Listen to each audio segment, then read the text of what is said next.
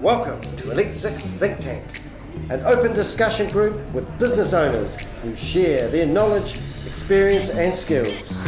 Last week's notes, if you haven't been to a think tank for a wee while, what we try to do is break the meeting into 4 parts.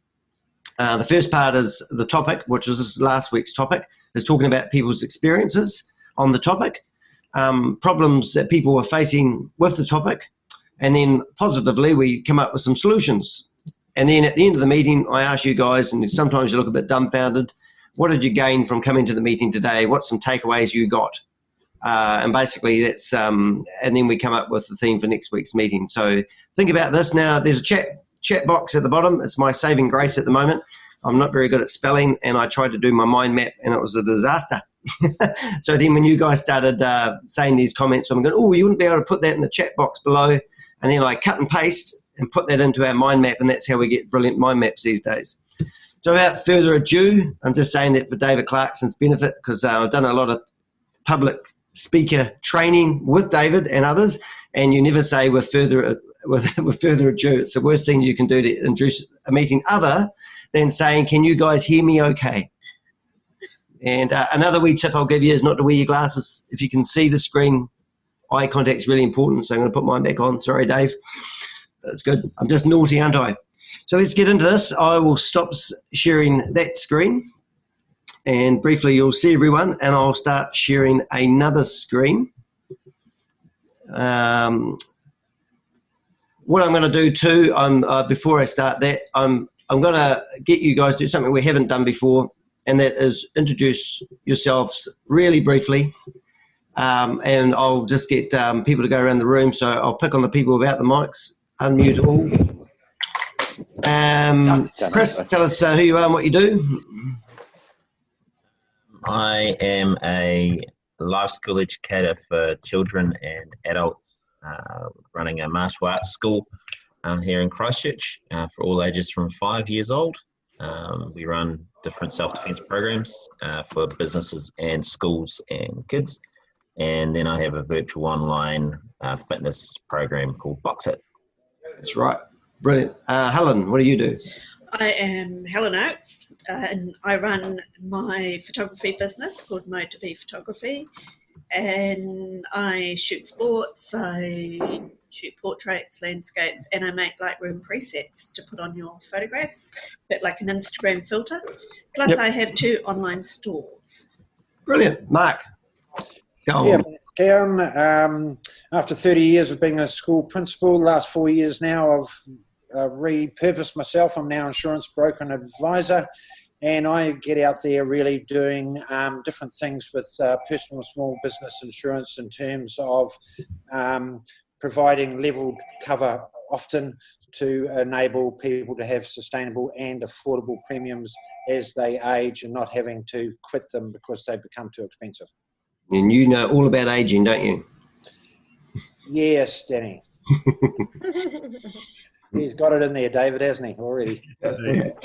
All right. Clinton. Hi. Clinton from Ergonomic Solutions and Genius Co-working. So we provide ergonomic furniture for home office and commercial spaces, and also run 2 co-working spaces, one in Ferrymead and one in Eddington. Cool. I love my new chair, just saying. Nice. James. Matt, James. There's a other James in here. Sorry, Matt James. Whoop, it's not working. Need more sound. I'll come back to you. We'll go to Stephen, and then you fix your sound. Good morning, everyone. Stephen Fitzgerald. I run my own architectural practice, Stephen Fitzgerald Architecture. Innovative living solutions is what we focus on. Energy efficient, sustainable, intelligent architecture, generally residential, hill sites, lovely sites. Look for solutions and creative opportunities. Cool. I'm Steph and Janelle. Jillian. One day you'll get it right, Danny. I know. I won't, I promise. I wouldn't count on it. So it's Jillian and Steph from The Old Wave. So we do digital commerce solutions and integrations and support. So the following platforms we support is Shopify, Magento, and PrestaShop. Cool, well done. Who's that man beside you? Do you know him?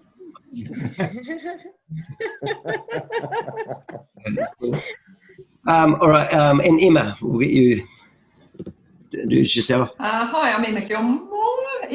I own Gilmore Motors Suzuki in Dunedin. We're a small car dealership specialising in Suzukis and have parts and service and workshop as well as some used vehicles. Well, I'm happy to be joining you all. Cool, and I love my car. I've got a Suzuki Swift Sport. I told somebody yesterday it does 210 kilometres an hour, and they went, Jesus. I said, I haven't, but that's what the book says. So, do you know if they ever done it? Because you're a rally driver. Do they actually get them up that fast on a track? I'm sure they would get up there. Like the new one definitely has the legs for it. But yeah, I personally haven't had one up that quick either. So but they definitely would be up for it. There's a challenge for me. 130 miles an hour. Yeah, it's fast for something that's got a 14-inch wheel on it, like a blooming shopping trolley. David Clarkson. Hi, I'm David Clarkson from Dynamic Communication. I'm a trainer and focus primarily on business presentation and public speaking skills, but I also do soft business skills training as well, thanks to my 30 plus years as a chartered accountant. Yeah, that's cool. Paul from Canterbury Computers. Okay, we're a small business in Rangiora in Canterbury. We sell service, computers, support small businesses, sell computers and everything else online, and also have a secondary business, kiwisouvenirs.co.nz, where we sell souvenirs. Yeah, timeless. Well, the memorabilia. That's what that word was, isn't it? Right, Sean, you'll be next after Matt. We'll go back to Matt to see if he's got his audio in check. Hear me now? Jesus, brilliant. Whoops, sorry. Lightning. So I'm Matt James, North Canterbury Business Services. My wife and I have a consultancy business in Rangiora. So she's the accountant and I'm a business consultant specialising in small to medium enterprises. Brilliant. I've heard good things about you lately, so I'm not going to say them because it'll go to your head. Lance. Lance Hasty of Com Technology. I take the sting and frustration out of technology and business. So that can be anything from your website not converting, giving you analytics so you can actually see what's going on and the performance, through to microcontrollers and microprocessors for environment monitoring. If there's technology in your business and there's a bottleneck, I'm there to solve it. Well, I like that. You've had a lot of time to think about what to say. That's good. I'll go, Sean. I'll unmute you for you. Here you go. I don't recognise you without your gear on. Sean from Quality Clean. One-stop services for a lot of cleanings, but mainly focus on pest controls and sanitizings. Yep. Me. No, that's cool. Always clean. If you want clean, go to see Sean. Lachlan, new setting today. Oh, cool. Yep, switched around. So my name's Lachlan McNeil and I'm a technical recruiter. I recruit for mainly the renewable energy and high growth smart construction sectors like prefabrication. My background is electrical engineer. During this time, I've pivoted into a bit of career coaching and CVs. Cool. Vicky, if you can hear us, I'll unmute you. Just talk if you can. Can you hear me? Biggest asked question on the internet, apparently. Yeah, I can hear you. I'm Vicky. I've got Arahi Tours and Cabbage Tree Retreat. I'm currently trying to, drum up some business with the Mackenzie High School and doing snow biking. And I've got people booking in today to my Cabbage Tree Retreat. Good on you. All right, everyone, I think I haven't missed out anyone, have I? And if I have, put your hand up and we'll get you, Stephen. We did. And Chris. Does everyone not like what they're doing at the moment and want to switch professions with somebody else? This is an opportunity. All right. So you're stuck with your job in the meantime, so that's what we'll do. All right, I'm going to try flipping onto a computer with our mind map. Hopefully that popped up somewhere. It did. Try to leave your mic off mute. I have made Lance a co-host, so he may mute you if necessary. It's an open conversation. So retaining your business enthusiasm. How do you do it, guys? What's people's experience has been with that lately?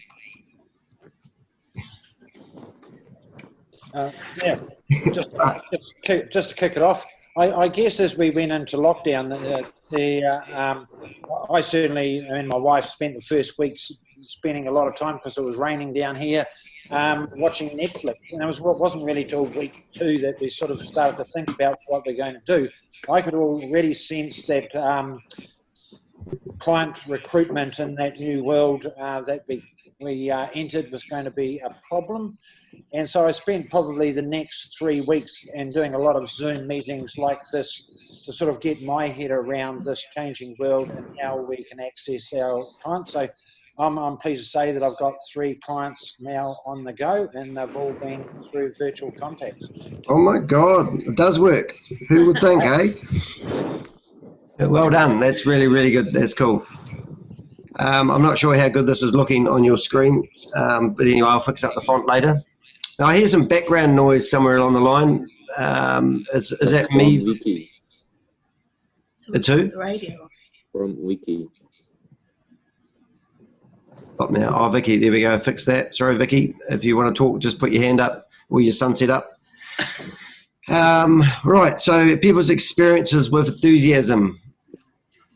I'll share my thoughts. Was just like I worked really hard in my business to get buy a business partner out, and you've done the hard yards of minimizing debt and all that sort of stuff, and you sort of feel like you're getting ahead, and then this happens and you just feel like you're back where you were, and you're frustrated by it. The fact that it is no one to be frustrated at or angry at or whatever, but it's just like, it feels like the teenager was about to leave home, and then you're back at taking it to preschool again. Yeah. It's a tricky one, isn't it? So what if we've tried to name that feeling of, I don't know if it's going backwards, but starting over and reshuffling the cards, and then somebody says, I'm sorry, we haven't got 52 cards anymore, you're playing with 14, but keep playing the same game. You'll be fine. Stress, that could be a word. Thanks, Matt.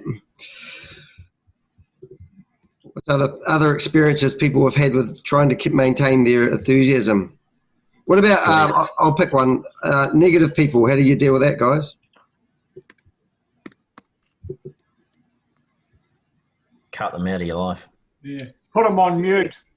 Yeah. Do negative people realise they're negative, and do they need time to be positive? And can you encourage them out of it? And at what point do you think, I've had enough, bugger off? Does that mean? I think, unfortunately, human nature, we're built to grumble about things. I think I was reading something about it the other day, that we are actually built to whinge, and you've got to look at life a different way. Otherwise, that's how we are. We just whinge about everything, and if we haven't got anything to whinge about, we find something. So unfortunately, we're sort of built negatively.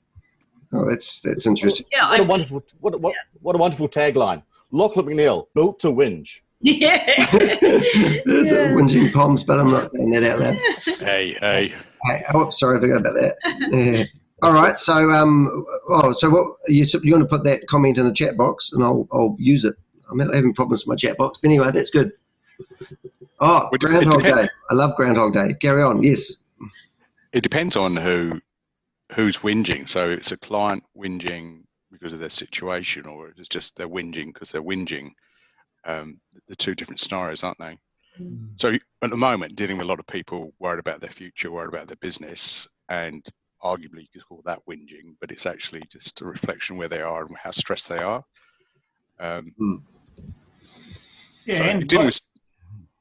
them looking for solutions and just trying to share it with as many people as they can to hopefully get some. Yeah. People need to vent a bit as well at the moment, I think. I think it's just a natural part of the process. People are scared, people are worried, and problem shared to problem halved and all that good stuff. I think it's true. I do think whingers think they're being pragmatic. You know, because in some ways I do see the opposite of whingers is those who are quite naive and they just say, you can do anything you like. You know, the world's your oyster. Okay, great. But how do I do that? Well, they don't know that bit. But all they can sit there and have look at the wonderful posters on their wall about flowers and stuff and tell me that everything's wonderful. So there is some pragmatism required. You know? Lance, that's the deniers, you know, and Donald Trump is a classic example of that. Oh, that took 10 minutes before we brought him up. Brilliant. We should start Zoom bingo, shouldn't we? We should have words that come up and see, like, Trump would be one of them. Yeah. We were watching Trump last night and the same words come up again and again and again, like incredible, and we've done really well, and that's good. And really good. Really good. Yeah. Really beautiful. Really beautiful. Yeah. Beautiful. Yeah. What was wonderful trying to announce that his COVID test was negative and try to make it sound positive. Yeah. That was like just watching a very dumb animal. My test was negative, but that's positive. And well, he got confused. But we should expect it from a guy who's only got a 500-word vocabulary, though. Yeah. I'm taking the pills. They're not making any difference. It's all beautiful marketing work. That's what your money back. All about. If you keep saying those words, then people. There's a whole range of people, the ones that vote for him especially, will think, whenever they think of him, think those words automatically. Oh, he must be incredible, because that's what they keep hearing. He must be good. Yeah. So it's all marketing for his brand to establish it subconsciously and psychologically that he is those things. Yeah. It's just very clever PR. That's what it's all about. He doesn't care that he sounds stupid, because what it's doing, it's the same as when he won the election over there, that he was saying all those stupid things because he just wanted to dominate the airwaves with his name. So all the people could think was like Trump, and it didn't actually matter who's an idiot. But it was Trump. It hasn't worked for me though, mate. Platform, it's Trump. Like billboards, It hasn't worked for me though, Chris. No, but it's not going to work for everyone. But a lot of people, it does work for. Yeah, it's the old saying, isn't it? If you're not being talked about, you're nobody, regardless, and there's no such thing as bad press comes to mind. All right, so people's experiences, that's good, guys. It's an interesting point, Chris, and I'm just trying to wedge it into that chat there somewhere that just reading that book, Moneyland, it really does illustrate how Trump's role in the world is very insignificant compared to what's going on behind the scenes, and he's simply there as a smokescreen for the bigger picture. Yep. So do you feel like you get a lot of enthusiasm from watching Trump, or do you get more enthusiasm watching your peers work hard? I like enthusiasm watching the peers. Yeah. I like a bit of comedy, so I watch Trump. Yeah. Entertainment. Yeah. There are days when I don't feel that clever and I think, well, hell, I could still be president of the United States. You'd be overqualified. Sorry. I was on Facebook Live with him last night, and I couldn't help but get involved in the chat room, and somebody said, well, do you think you can do a better job? That was somebody's question. And I think a 4-year-old might do a better job than that. Yeah. All right, where are we at? Back on topic? Trump conversation done?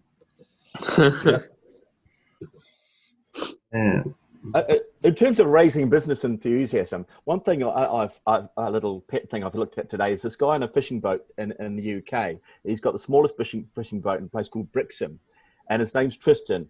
And he's just doing live video of his fishing because things went really tough with him.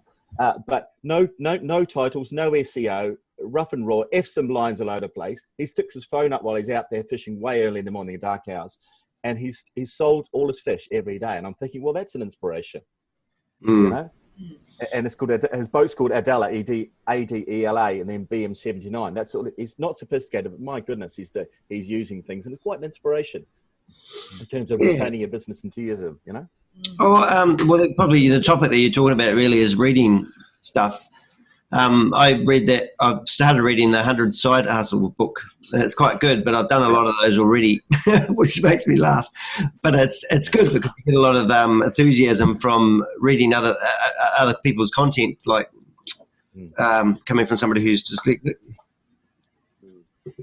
Yeah, with enthusiasm, Danny and I were talking yesterday because I'm getting just so many negative emails lately in my online stores, and that's all I've got at the moment. I've got no photography because we're only at level 2 and nothing's happening in the photography world.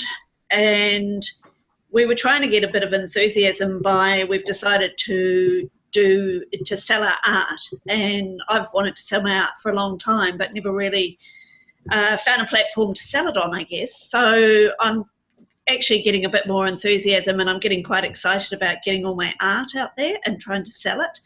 And that's sort of keeping me going, because I got to the point where I was like, I just can't do all this negativity with all these awful emails. And so I'm looking down that path of taking another side step, trying to sell my art. Well, that's a good blow. No nudes of Danny, I hope. Yeah. She says she's starting to dream about replying to her customers when she's sleeping. And I thought, Honestly, it's been so awful that I'm having dreams, or let's say nightmares, about customers abusing me, because that's all I'm getting at the moment, and it really gets you down. You just wonder why people have to be so nasty. Yeah, that's good. Thank you, Helen. Right, so people's experiences. Okay, well, that's probably a good topic in itself. If your customers are killing your enthusiasm, that's quite hard, isn't it? So how do you manage that would be probably a good discussion in itself, isn't it? How do we should we talk about problems? Yeah, just chipping in first, many of those experiences that have been written down there, they are the cause of the problem. So they either are going to both of them, or in fact you move some down from the experiences into the problems area. Yeah, I agree, Mark. Yeah. Okay. Well, problems. Self-doubt.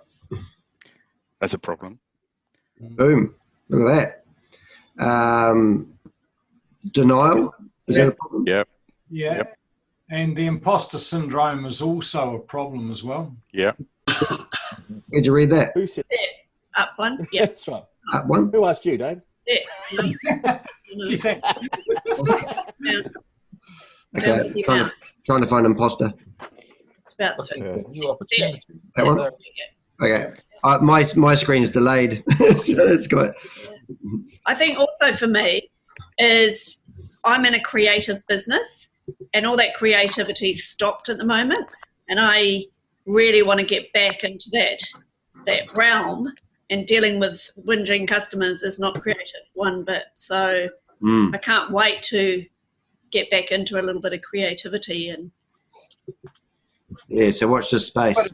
But it's almost an operational necessity, isn't it, Helen, to actually find some way of to cope with them? Because apart from anything else, I'm presuming that you'd like to get plenty of repeat business. I've got to tell her I got her a job yesterday as well. Oh, did you? Steve wants some shop photos done. Oh, awesome. Yeah. Okay, guys. Well, we'll just turn this upside down. Do we have to be enthusiastic? Do we have to have game face on? My name's Marvin. Paranoid android. See what you did with that, Paul. The answer is, I think the answer is yes. We have to be enthusiastic, because otherwise we're in business. Well, if we're not, no one else will be. I think sometimes thinking about Helen's comment about the online stores and more virtual transactions, I think where you lose the face-to-face personal encounters, people get more bullshit, if you like. That gets more. They have, because there's no, especially if you're dealing with someone a long way away. They're knowing they're not going to meet you in the high street. It's just if you like, their manners, their courtesy.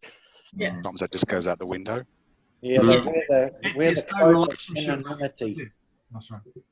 What was that, Mark? They wear the cloak of anonymity. Yeah, they do, and that's why you get these really nasty emails just letting it all rip, because you can't see them.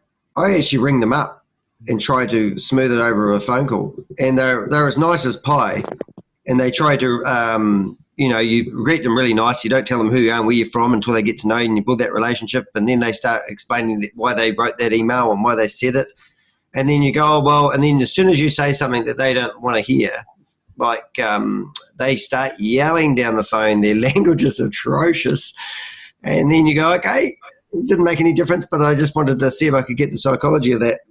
But people are just so upset, really, and they want to vent as well, and they do think you're an easy target when you've got a keyboard. Mm. Enthusiasm is contagious, as is negativity. So that's why I think we need to focus on enthusiasm. Definitely. Yeah, I remember I was in Northlands Mall, and I walked past this lady who with her child, and her child had this biggest smile on her face ever. And I remember as I walked past, it made me start smiling. I'm literally walking through the mall, and I sat down and wrote a blog in the mall about this little girl's contagious smile. And then I'd done a social experiment, and I just had this gleaming smile as I walked past everyone. And I think it was quite rewarding. I actually got a lot back from doing it. And you just keep smiling at people, and you watch their cheekbones go up and they smile, and you just keep smiling. They just love it. And then we just start smoking dope. Oh no, it's different Zoom. Is that when they call the mall guards? Insanity is contagious. Yeah. Okay, time. So I'm just adding up these notes here. Lance said best use of your time. So is that a problem or a experience? It's realising where to actually allocate your time. It's one thing to be obviously working on your business, working in your business, but also when it comes to dealing with the problems, not going too far down the rabbit hole with your time. Yep. Wisely. Agree with them. Yeah. I think working from home, as many of us are doing more than maybe would have done previously, is very tempting. Well, not tempting, it's very easy to fall into the trap of working stupid hours and not sort of having any balance. We were actually, Matt, doing that the other week, working 14 to 16 hour days and rinse and repeat the next day. And I think it's got to that point where we're just so worn out now. And yeah, it really takes its toll on you. She's lucky she's got a really understanding partner, actually. But it's funny though, it hasn't sort of affected our relationship too much, even though we're stressed, which has been a good thing because, Yeah, well, today's the first day so we went back to the physical office on Monday. Today's the first day working from home, and it was good to go back to the office, I think. So yeah, balance. Mm. And you're not working out of the bedroom as well, so you've managed to set up a team. Yes, I'm the only one in the house at the moment, so it's good. Yeah, good job. Yeah, okay, so what was that? We come up with that. What have we got? Suffering from burnout, doing too much in a day. That's really cool. Yeah, so how do you feed yourself, isn't it? It's, I find I'm better about 9:30. So if you want to come to Elite 6, don't come to the 7:30 meetings. I did have a funny experience yesterday. One of our members, hadn't seen him for 3 weeks, rings me up. No, texts me and gives me a whole lot of suggestions on things we could do. And I thought, where have you been for the last 3 weeks? So his answer was coffee. I said, oh, okay. So we met up for coffee yesterday. That's why I cancelled you, Matt. Sorry. Yeah. And ironically, he said he's been depressed the last couple of weeks. And, then we had a different conversation. But a lot of the things he was struggling with and my suggestions were the same as what Matt had been saying to him. So work that out. But anyway, and I thought, that's funny, isn't it? That two people can give you the same suggestions, but you're still fighting with a little bit of it. And I thought, so even though we don't like feedback, it does make a difference. But we seem to struggle with it, don't we? Is that a problem with the suggestions that we get at the moment? I mean, why does a suggestion dampen your enthusiasm, maybe? Sometimes people, you tell people what they don't want to hear. If you're being honest with them in the current situation, and it's hard for them. Totally understand that, but yeah, sometimes denial is not their best strategy. So does anyone have any suggestions that they're struggling with at the moment? Like somebody said, I like the idea of a 4-day week. I would actually think that would be pretty cool to implement at the moment. The Prime Minister said let's make 4-day weeks. I don't know if that would work for everybody. It wouldn't work for us. There's just not enough hours. Well, I reckon I'll challenge that, because I reckon that you would work 4 days on one thing, and that day that you may have at home may be a passion that you work for, but you're still working. You know, like even myself, I can sit here and build websites all day long that make money, but you know, I can't physically do it. It just drains me too much. So I have to, like Helen said, find a photography, something rather I'm passionate about, even though that's still building a website, but it's something for me, you know. Yeah, that's true. I think maybe the change might be like, say, 4 days in the office, 1 day at home, which is what I wouldn't have done previously. I would have been 5 days in the office. So I think maybe making the Friday a different sort of day, or not a cruisy day, but just a more flexible day, is quite nice. I think though, 8 weeks ago, a lot of businesses would have just said, and only used to work. I can work at home. Hello. We got two. We'll go for Chris. Paul, fight it out, guys. Go for it, Chris. I was just 8 weeks ago, a lot of businesses would have said that the staff could never work at home either. That wasn't possible. So it's being forced to look at your business in different ways of doing things can lead to the change that's required to actually make 4 days possible. So I'll put that in the comments in the solution, looking at your business a different way. Yeah. But co-working spaces are going to become a necessity, because as we split our time between, you know, being at home or being in the office, having a co-working environment where you can hire or rent a space for 2 or 3 days that you share with another person from your office or share with another company is going to become more of a necessity as we negotiate with staff and teams post opening up. Yeah, and why should you be paying those massive overheads for the big corporate office down on High Street? Yeah. I can't see Clinton waving his flag, but I'm sure he will agree with that. There it is. Don't go to Genius. No. Yeah. I don't need to. Stephen did it for me. But, you know, interesting way that people are now, as they've come out of lockdown and gone into offices, how they're all negotiating now with directors and talking amongst themselves to try and retain a little bit of what they had from working from home. I think it's that mix, isn't it? I don't think,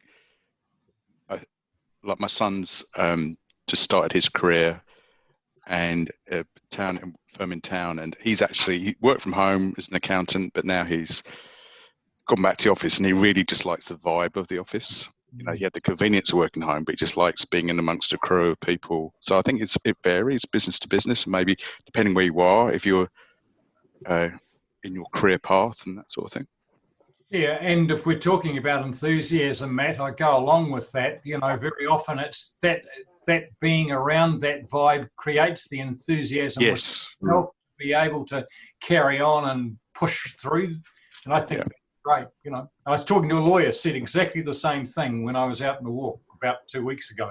He said he was looking forward to getting back to the office for the vibe and the enthusiasm that he got from watching people do their thing. Yeah. And it's just like those water cooler conversations and those just personal interactions which make for a stronger team, I think. Hey, Clint, you haven't got a water cooler. You need a cardboard cutout one. I'm sure we can get one if people want to join. I certainly think it's a bit what is harmful to the progress here is sometimes this naivety, because I always worries me when I talk to someone who comes to me with an idea, and I get lots of people say, I've got this idea, and I say, well, who are the competitors? Oh, no competitors worldwide. Oh, what were the challenges with bringing this product in? Do you know what? It's a perfect product. So it's a perfect product, no competitors. So why did you take 25 years to come to it? And likewise with working from home, people say, you say to people, so what's the downside of working from home? Oh, none at all. Do you know productivity is actually down for most people who work from home? Oh, well, we can deal with that by a magic wand. magic wand. That's what does it, sorts that problem. So part of the thing is agreeing that you do need that buzz at the office sometimes. And also sometimes your productivity is not what it was in the office because the kids interrupt you, the dog needs feeding, your dog needs a walk, something goes wrong, you try to cook something at the same time. So there are those issues. So some of the issues is accepting that case and realizing that you might have to have self-monitoring systems. I outsource work to the Philippines and they have a thing where you can keep a track of the screen, which is very big brother, but I can understand why it's there. I haven't opted for it, but I have that option to look at someone's screen on a random snap every so many minutes. Wow. So the point is there needs to be an accountability. So the way I used to deal with it, and I used to outsource a lot of work, was piecework. You say there's 15 hours work for doing that job. And some people would take 20 hours, some people would do it in 12. Please try not to say the word. Please try not to say the word walk. Well, W, because my dog's ears went. Walkies. Want some food, dog? Do you want some food? Food. Come back, Steve Apple. All right, that's good stuff, Sorry. mate. Lachlan, Sorry, that was Tourette's. Lachlan, is the screen sharing thing, is that just to see if they're being productive or getting their work done, or how does that work? Yeah, that's right. So I actually only ever used it once. Okay, so what it is when you start outsourcing work overseas, it's good to start sampling a few people. So you give them a bit of a task, and then so I tried this with one woman.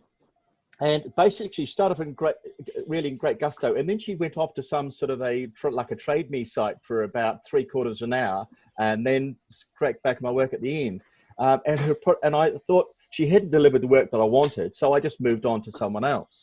And in some ways, that worked out quite well. Now, I don't like the idea of the average Kiwi, but the point is if you want people to allow you to work from home, part of that equation is to say, look, I realise you've got to make sure productivity is right. Can I suggest that we agree amount of hours per week? This is 12 hours work. Are we agreed on that one? Then I'll charge you 12 hours time to do that job. And I've had a lot of experience with this. And volunteering that is better than saying, look, I work better from home, and whatever I deliver, that's what you get. Yeah. That's a good one. It's preempting. Yeah. That sounds good. I like your comment there, Lance. Invest in networking activities. I'm not talking about Elite Six, but there is other things you can do in regards to networking. I think you went to a conference on Monday or something like that, didn't you? Where you listened to There was the Martin Hawes financial planning one. This was more about the value I've received from being part of Elite Six and just meeting so many more people, being so much more involved, has given me such deeper insight into what others are experiencing to help navigate my own path. Power of talking, isn't it? Yeah, and power of listening equally. Paul, no spelling mistakes, Paul, please. I've corrected it. I'm going to use it anyway. I don't know the difference between the right version and the wrong version. You're creative. Yeah. Good stuff, guys. Keep the comments coming. So are we on topic? I think we're doing all right, aren't we? Enthusiasm. So there are drugs out there. Clinton, have you got any good drugs that you'd recommend for enthusiasm? Coffee. Look, you state the obvious all the time, but it's surrounding yourself with people, really, and whether that's virtually or physically. I think it's very difficult. I think one thing when we were all working from home, everyone had different situations. We had members that live on their own, so they literally don't have people around them, and I know they found that very difficult. And it just goes to prove that, people, we're social beings, we're social creatures. So if you hang around with cool ones and positive ones, it's got to have a positive influence on you. So yeah, I don't know. It's we're all in this together, and you just got to keep moving forward, really. I think that's actually, I know the history of Genius co-working were evil back then, and we did have one negative person in the office, and that just about killed it. One person, and then they took him outside and shot him, and it was a lot better then. And there's a hole out the back. Easier. Yeah, but I mean, maybe everyone needs to do their part and put up a brave face a wee bit, because they may realise their negative energy is hard to be worn by others sometimes. True. I get told off all the time. I think you've got to call people out sometimes, and there's ways of doing that in a professional way. But yeah, I think if there's a vibe which is dragging, companies or just colleagues down, then yeah, you need to call it out. Yeah, I just thought Mark's comment there too. Did you see? Have you seen that one? It's avoid prisoners. Poisoners. Oh, sorry, that's a dyslexic reader there. Yeah. I thought it was prisoners. Yeah. And I didn't actually get your whole message because I got distracted by Mark. Mark, stop doing that. Matt, can you just define what you just said again? Sorry? I just put it in there, call out bad behaviour. So, don't let people, so if you're not avoiding them, if you've got them, just to build on Mark's one, you just tell them. I think that's actually a real gift, being able to be that person that actually can do that as well. Because I think it shows that you really do care and you are putting your friendship, your opinion. I've had some not too good family experiences lately, but because it's family, you think you can get away and push it a little bit further than perhaps you normally would. But they're not as forgiving as your friends. But last thing you want to do, I think, if you do upset somebody, I've said it to people before. I said, I feel like I've said it to David Clarkson actually. I said, I've had such a good relationship with David. Even if I upset David and I were wrong and I made him feel like shit, we'd build our relationship back up because it's important. And, and when you've got friendships like that, even in business, that that you can say something wrong and not be judged for the rest of your life, it's a beautiful thing. Shut up, David. Hey, but here's the thing. None of us are right all the time. No, that's right. Much and all as we might like to think we are, we're not. And literally you can't go forward unless you make mistakes and test the water, and everything just doesn't stay the same all the time. I always remember I worked with Noel Leeming, and he said about decision making, just because something was right yesterday doesn't mean to say it's right today. Think about what it is that you're doing and listen to people and the feedback they give you. And be critical about your approach to that feedback as well. Cool. How's your enthusiasm? Then you'll be enthusiastic. Got 13 minutes left, guys. So just keep smiling.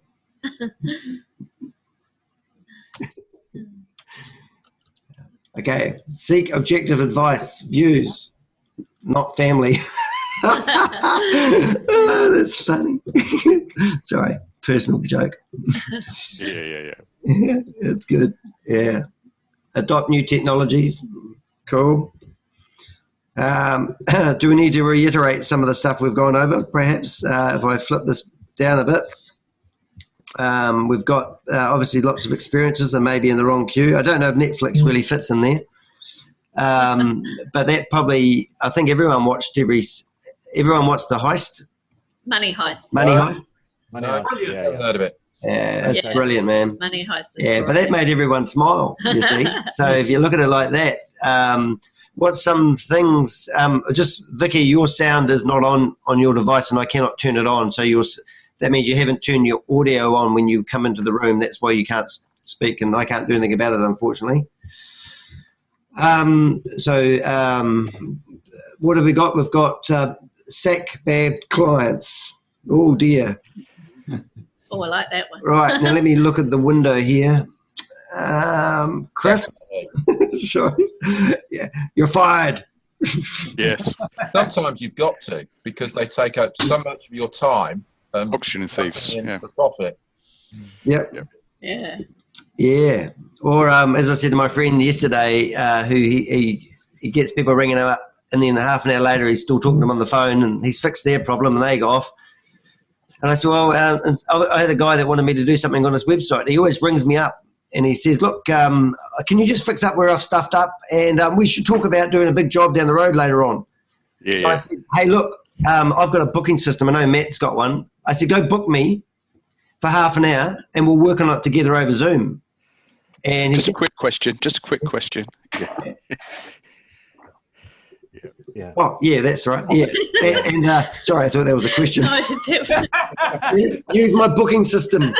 But I thought if he's not prepared to spend the time, using my booking system, or he doesn't value, even though I gave it to him free, he still does. He wants to bypass the system and get straight onto the phone and just get what he wants, or ping me an email and have me fix that job. Yeah. But then last time I sent him a bill for my hour, which I only spend him. I don't charge less than an hour, but I did in this case. I charged him half my hourly rate, and then he complained. And I thought, and that was a year ago. so then I thought, so I just sort of thought maybe a system around the way I handle the clients. Because at the end of the day, I've actually gained half an hour, but not having that 5-minute conversation with them. So I'm actually better off. I must admit, Danny, sometimes I just thought of an idea. What about on a Zoom call, have like a taxi meter, and as soon as they start asking questions, press the meter, and it starts to churn up in dollars. Well, that's exactly that's what Zoom does, because you heard it here first. Times the meeting. Yeah. Yeah. So your little display, it sits down there. There it is. $12, $13. Keep on talking, bro. Taxi meter charging service. That'd be great. Yeah, they are. Yeah, Jolene, you could use that one. Yeah. No, it's good. Yeah. But I have to say that getting back to the thing, I love when in terms of dealing with these problems and enthusiasm, I love good, relevant case studies, not irrelevant ones. Not someone who's been doing something for 20 years, but somebody who might be relevant to me, and I can go along and nick their ideas. You know, I find great relevant studies for everybody else except for me. I saw from mountain bike fitness, I thought, oh, Chris, that'd be good for Chris. I think I'll send it through. So I'm great at finding ideas for other people, but seeing relevant case studies of what other people are doing this time, I think that's one of the most energetic thing, brings energy to me. Makes me think. I'm wondering if you can share something nice with people to help with their enthusiasm.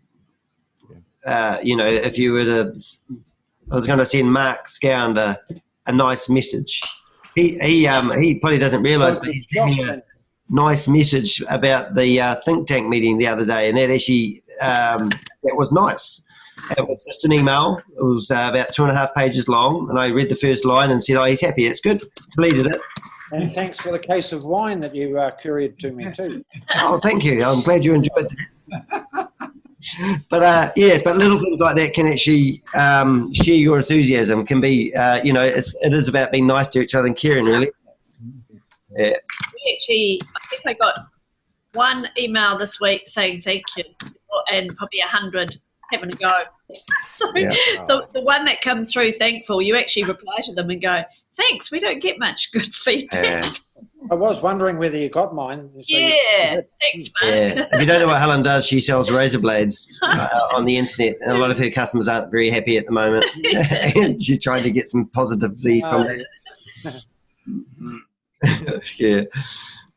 Right, now we have got 8 minutes, so we just about got the 5 minutes before we start asking for takeaways. Did we get in from the meeting, start thinking about that? Or if you've got any other solutions that we haven't mentioned, we've got some employer monitoring software, which is pretty cool. I like that. If you think about that, though, that's kind of like what used to happen. You used to have an office and the boss used to enter the room and he could look over your shoulder. So technically speaking, if you are going to work from home, why can't the boss have a look over your shoulder?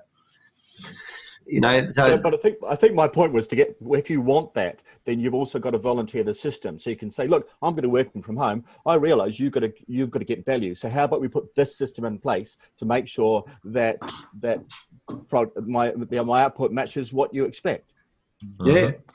I like that stuff. I love it. I agree. You're actually empowering someone to take responsibility rather than monitoring them. Exactly right. Because I know from outsourcing, you get two people. One comes back with the goods and plenty of time, and the other one comes back with a pile of excuses, and they're both expected to be paid the same. I guarantee the one with the excuses wants to be paid more. Well, we used to, when I had my outsourcing company, we used to always, with our employee reviews, bring out the summary sheet of the last 30 days. Because we ran that software on all their machines, and we would have a conversation with them. We would always be able to say to them, well, so how have you felt it's gone, and how's your productivity and everything else, and then bring out the sheet and say, as you know, you're being monitored, and here's your actual performance, and you've actually spent this many hours looking at the Trade Me type site or whatever else in the last month. That equates to this much in terms of your hourly rate. Do you think that's okay? And you do have those conversations, and you would notice very quickly a change in the attitude to when they're working. And it wasn't that we would restrict them. We'd just say, you can look at that stuff, that's fine, but on a break, when you're meant to be working, we appreciate you be working. Yeah. I just got you the bottle of wine. I ordered you the wine on my Trade Me site. Didn't you get it? You don't get it. Yeah. That's doing you a favour by being on Trade Me or something. Yeah, but that's great. Yeah, I mean, it is kind of showing that you can have a break, and because you especially when you do work from home, you know, that cup of tea or that 15-minute break where you just run the dog around the block so you can say you walked him really makes a difference, and you need that sometimes. So, you know, like I know Clint has been big on, you know, the way you work rather than how, you know, the desk and sitting at a chair mentality, you know, by shuffling the way you work around. So, you know, sitting at the leaner with your laptop and doing a bit of work may not look like you're doing serious work, but that might be what you're doing for your body or your mind. That sort of mentality, really. Takeaways, guys, and a topic for next week, if you dare. You sometimes find that when people are working at home, okay, you might be paying them for an 8-hour day, but they're actually doing more hours than that because they're just there. Maybe don't pay them 8. Maybe pay them 5. It's around trust, and at the end of the day, if you're getting the responses that you think you have, to me, it's irrelevant how many hours it actually takes them to do it. And it was just like Lachlan was saying before, I think it was about, this is the scope of the work, this is what I want, this is what I'll pay for it. Because I'm really a bit edgy about the actual on-screen monitoring stuff because it's a low trust model, and I wouldn't be working in that space. Yeah, agreed. At the end of the day, as long as you perform the task you're given, it doesn't really matter as long as you've done it. Yeah, key thing, Paul, is that whatever you use, KPIs or whatever you use, are actually clear to both parties. You know, both parties agree basically that, you know, that's the measure. I think part of the problem a lot of the time is that the KPIs or what people see as tasks aren't made clear enough to the people who are at the other end and are supposed to be doing the performing, and that's where you get a lot of hassle. Yeah. I suppose I'm thinking of when I was a painter and a decorator, my boss was charging, well, I was working for myself, but we used to charge the client for the hours worked. And that's probably the different industries these days. A lot of IT businesses are different, isn't it? Than, you know, that lawyer who decides to charge you 8 hours at $400 an hour ain't very nice. If he was looking at Trade Me while he's talking to you, different scenario, isn't it? But as we move into a recession, a lot of people are going to move off salaries and into contract work. So then that accountability will be, it won't matter. And as you were saying, Chris, and it's going to be about what's the cost to provide the service and how many hours you take to do it. It's up to yourself. So just going back to takeaways, and is there a recession coming? I didn't know that. It's talked up. Oh. Yeah. Don't you know, let's face it, in any situation there's going to be people who win, people who lose. It's part of the deal, you know. And I can remember, you know, after the global financial crisis, there were lots of people who were making money, and I believe that in actual fact a lot of the downturn can be laid squarely with the media. Yep, who talk recession up. And I just think, you know, deal with your own circumstances because that's what you can control. Yeah. So, Stephen, what you were saying about getting paid to do a set task in a certain amount of hours, would you do it in a way that, say you had a job and you would say to the contractor, you've got 2 hours to do this, or would you say, I want you to do that job, I don't care how long it takes you, I'm paying you $300? I think you negotiate between both parties and come up with something that's win-win for both people. And, you know, each of you got experience. So if you say, look, it's going to take I'm going to give you 2 hours to do it, and that person comes back and says, look, it's a 4-hour job, you need to negotiate. Yeah. But you're not employing them on a salary where they go home and it takes 2 days. Yeah.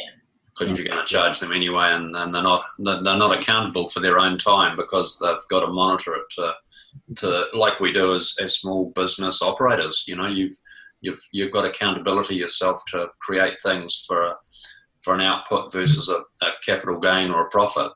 They've got to do the same thing for themselves.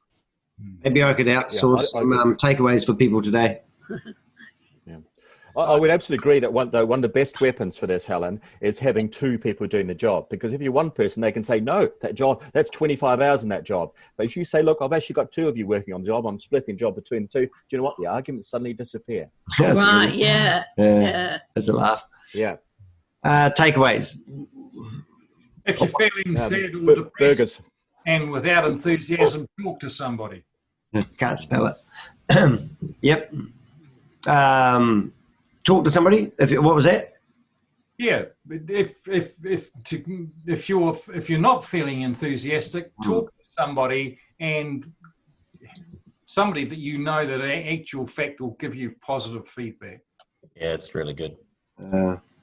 Talk to somebody to get some. I love spelling. All right, theme for next week, guys, because some people have got to run away. We can stay here afterwards.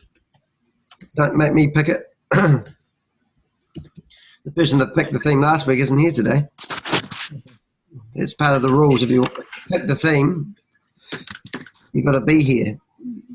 I think Josh came up with the idea and I came up with the rules. Oh, there we go. Here then. Talk to somebody to get some enthusiasm. Steal theirs. That's right. Next week, what are we going to do?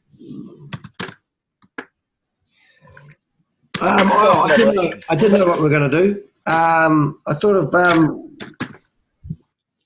maybe we could talk about ways to face-to-face, socialise.